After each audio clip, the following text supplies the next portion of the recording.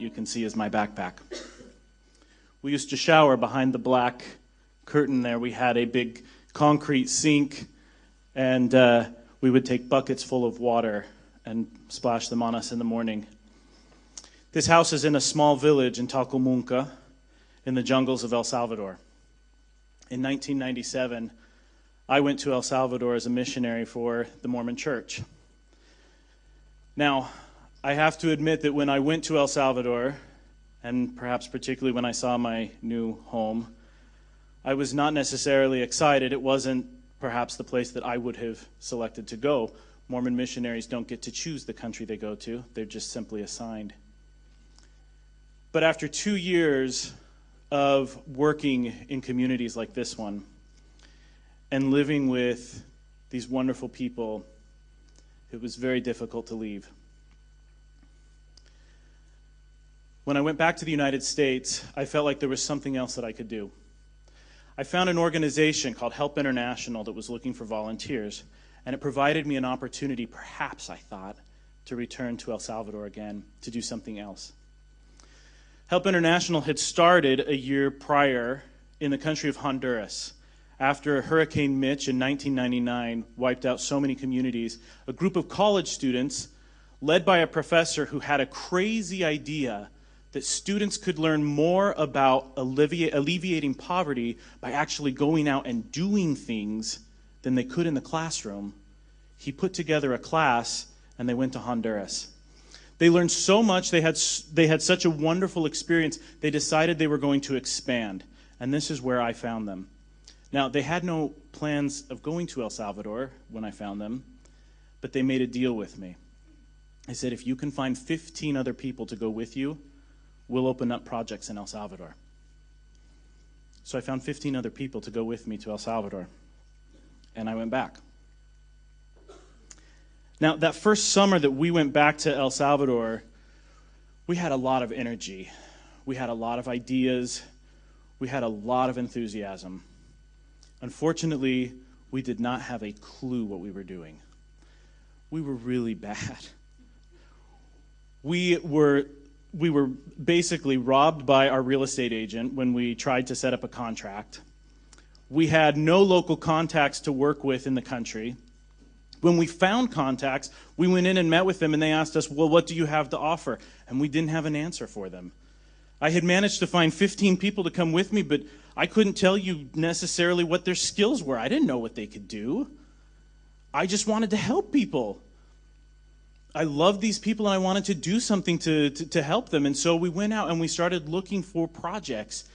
And it took us a long time. We got robbed on the buses. At the end of the summer, some of the volunteers went back to Help International, and they wrote to them and they said, Jay has essentially wasted my time and my money and ruined my summer. And sadly, I have to admit, they were probably right. I really didn't know what I was doing. So I decided to go back again. I got my college roommates and we went back another time. I got my friends. We went back a third time.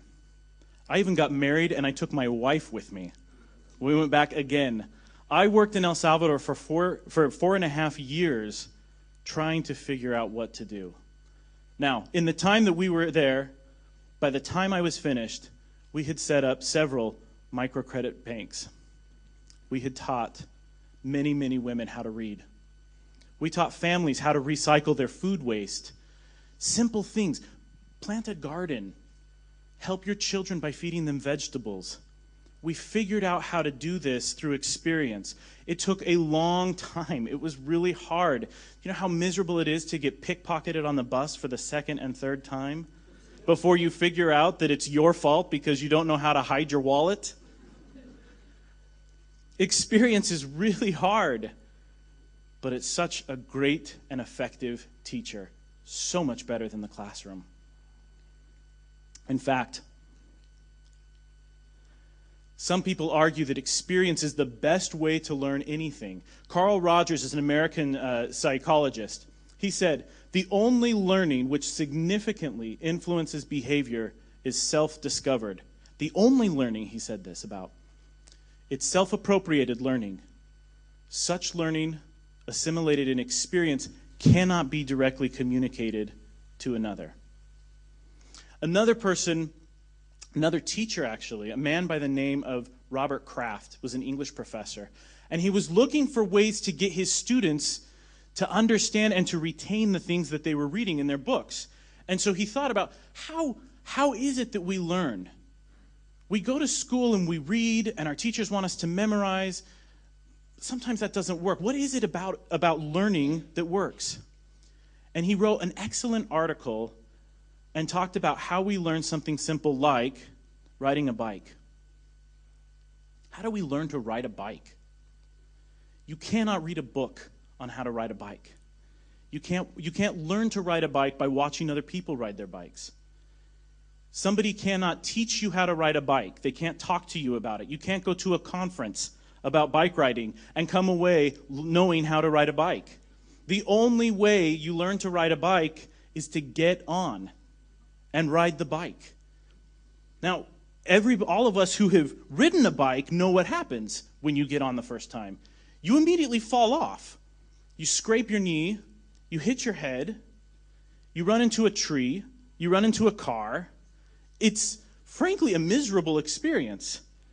But we continue to go through it because eventually you figure it out, how to keep your balance, and you learn how to ride the bike. The only way to learn how to ride a bike is through experience. And it's so powerful, this experience, that when you figure it out, you never forget how to ride a bike. It doesn't matter how long you go without riding a bike. You might look a little silly after 4 or 5 years of not riding, but you never forget how. Think about all of the other things in life that we learn just like riding a bike, through experience. Cooking, sports. Every sport requires you to get involved. Swimming. Do you know, even relationships, love, marriage, you can't learn about that from a book. I wish you could. Believe me, I've been married for 11 years to my wife. I wish there was a book that could have taught me before I got married. You have to learn through experience and through making mistakes how to do these things. And yet, think of all of the important things in our lives that we relegate to the classroom. We talk all the time about Albania's future, the younger generation. We say this in the United States as well. The younger generation is the future. But we don't really give them the opportunity to experience the most important skills they're going to need to build that future. We don't give them experience in how to manage a community, how to govern. What's the importance of a democracy? How does civil society function? What do we do with those things? We put them in conferences. We put up a table. We have all of the microphones. The people sit there and talk about their studies. We have PowerPoint presentations, their lectures. And we expect the future, the new generation, to learn in a classroom the most important skills we need for our country. We are not giving the younger generation the opportunity to learn through experience the things they need to build a strong and solid democratic government.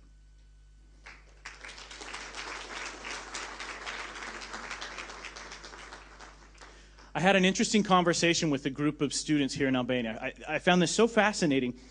I asked them, what do you think is the biggest change, what would you change about your country and your system? And one of them said, the education system.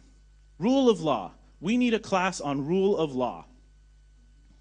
And I said, oh, well, okay, you could certainly set up a class. And there are many books on rule of law and what have you.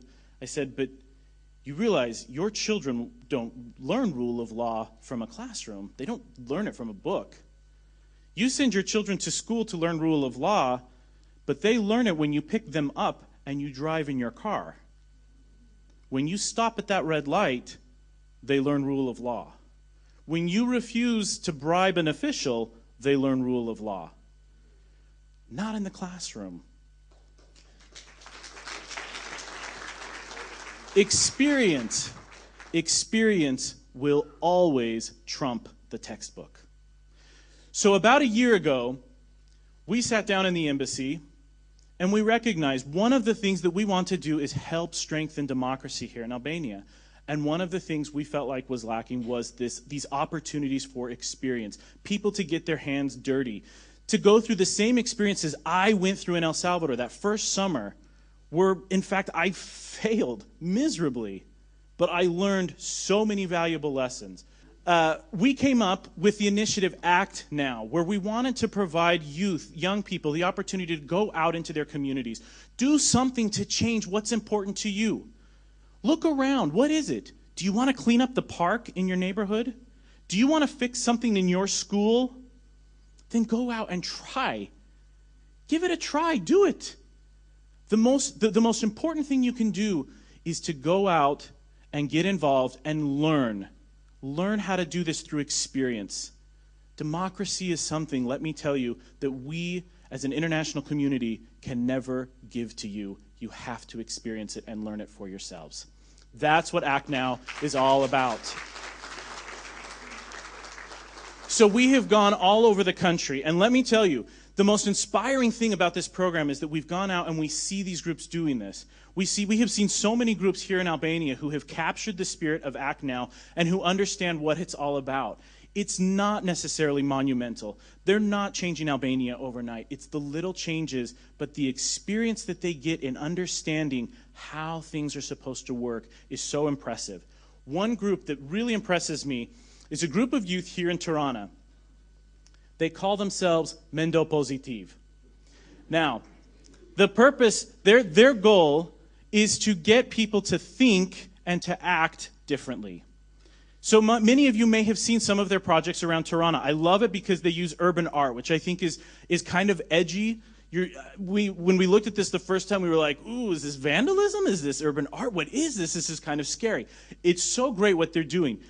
They go out and they use this urban art to convey this message. I noticed on the road on the highway to Durrës, they painted all of these words, nice words, faleminderit, mirdita, tulutam, to let people know. One of the things that they did, they found this pole that was in the middle, it had been constructed in the middle of the road, or perhaps the road had been constructed around the pole. I don't know. I'm not sure how this happened. I found this picture so amusing. But obviously a gray pole in the middle of a gray road, in the middle of the night, in the dark, is difficult to see. And most drivers don't anticipate electric poles in the middle of the road.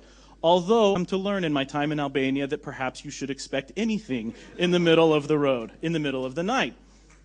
I say that after having fallen into an open manhole myself. So anything can happen on the road. So what they did was they painted this pole and they set it apart so that now in the night the drivers can see it and they alert them to the hazard. Well, I'm getting there. This is my presentation, please. So now, thank you very much.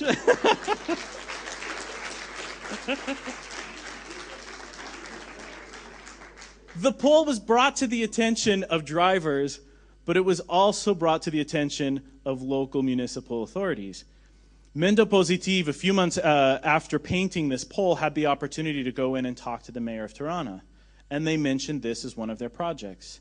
Now, alerted to the situation, looking at this photo, it seems like an easy fix. And in fact, the mayor of Tirana sent a crew out and fixed the pole. Think about the lessons that this group learned from experience. This is not what you learn in a classroom, in a university, anywhere in the world.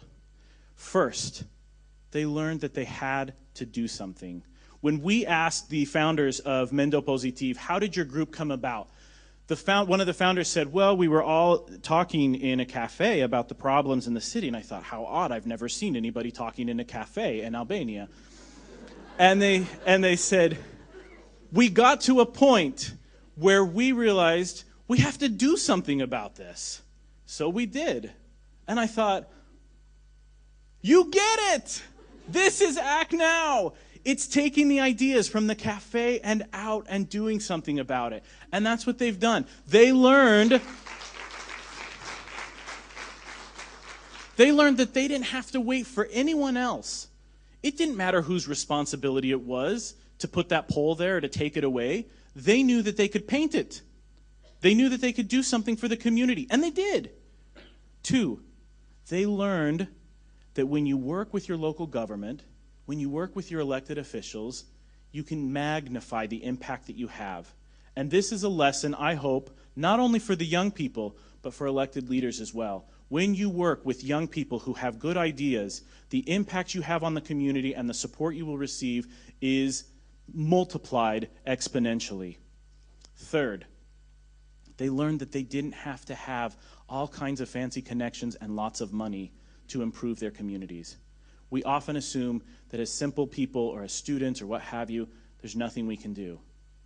I used to live in a shack in the jungle, and it took me 4 years to figure out how to help the community that I loved. And I did it. And these people, this group, also did it. No connections, no money, just a vision and an excellent positive attitude. Finally, the 4th thing, and not the last thing I'm sure that they learned from this, but when you prove yourself able to make small changes, people have big expectations. We recognized Mop Positive as an embassy last month as one of our champions for the work that they're doing. We expect big things from this group because we know that they're learning. They've picked up the bike, they've started to ride, and they're learning, they've got this experience. We expect big things from this group. And as people learn these things and they gain this experience, the expectation is larger, is greater. We have to do more to give our young people the opportunity to gain this experience. We cannot talk about building a better future for Albania if we're not willing to let them go out and even make mistakes trying to do it themselves. They have to be able to go out and do something to improve the community. It's hard. We have to be willing to support them. At some point, we have to let them pick up the bike. We have to pick up the bike. We have to take a hold of the handlebars, and we have to begin to pedal. It's the only way we'll learn how to make true change. Thank you.